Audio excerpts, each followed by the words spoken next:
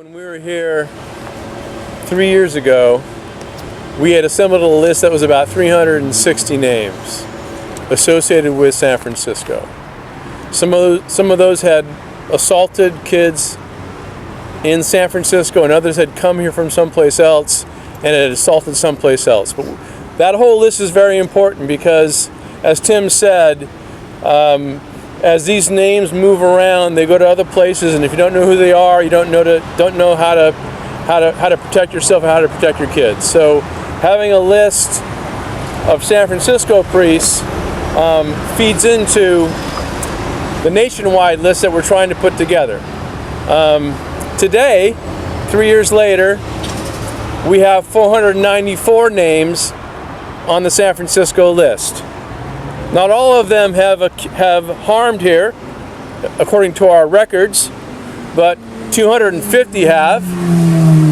It's one of the longest lists in California that we have, and we need of course it to come out, because what we have found that whenever a bishop's list comes out, if it's a transparent list, it's longer than our list.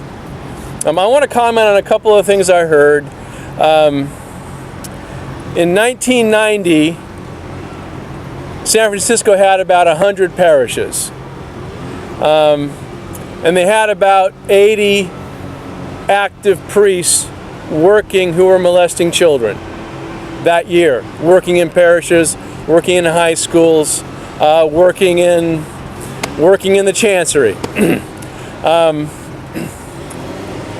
They could have done something then with Finnegan and with Mernig and with all these guys, and they didn't. The plan then was try to ignore it and hope that the people who were harmed go away and pay them off if they'll take a little bit of money, but try to keep it quiet. Sandra came back in 2002 and complained, and she didn't litigate. She could have litigated. There was an opportunity to litigate. She didn't do it. She's doing it now. You know, it took her another 20 years to do this thing. And that's because she's like me. I went to the bishop first. I told them my story.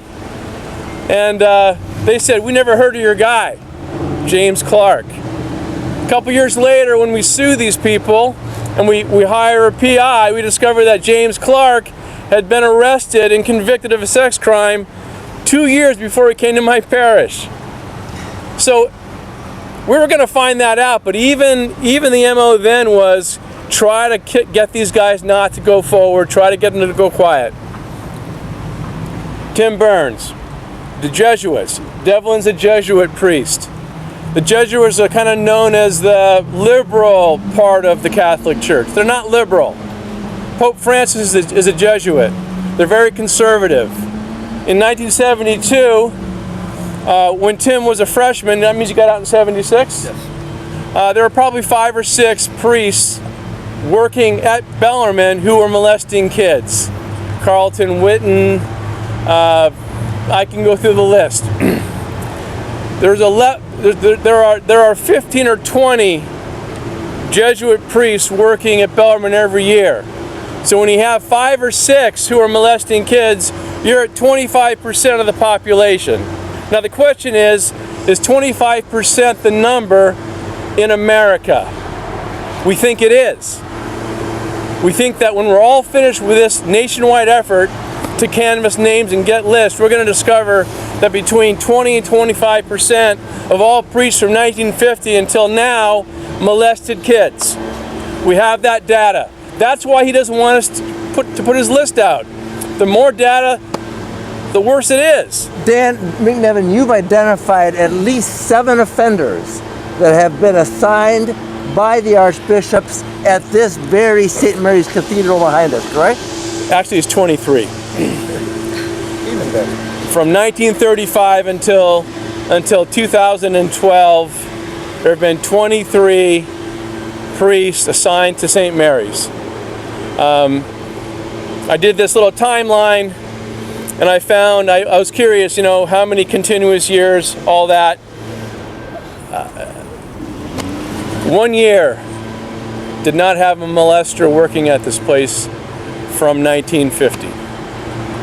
1 year. So from 1950 until 2011, this place was dangerous 98% of the time. And the thing is, this is the worst, and I think it's the worst. My theory is it's because this is the place where the Archbishop used to live, and when a guy got in trouble, they'd bring him here, get him out of harm's way wherever he was, keep the quiet. So, but we have churches in San Francisco with 14 and 15 perpetrators 60, 70, 80% of the time a molester is working at a parish. So it's very important that people speak up, that they tell their stories, because the stories are what we all relate to. And at the end of the day, when we get a California list, we'll publish that. When we get a national list, we'll publish that.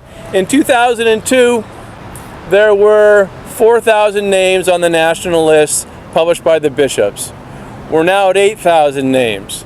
If it is 20% of all priests over a 70-year period, it's going to get to 16,000 names. I think we're going to get to 16,000 names. And you got to remember, you got 100 parishes, you've got 500 names, you've got 200 of those accused in this litigation round. That means that every single parish had a molester, and every single parish has more than one victim. And I want to say to the victims, survivors, come forward, come to SNAP, get help. We'll help you. Come forward.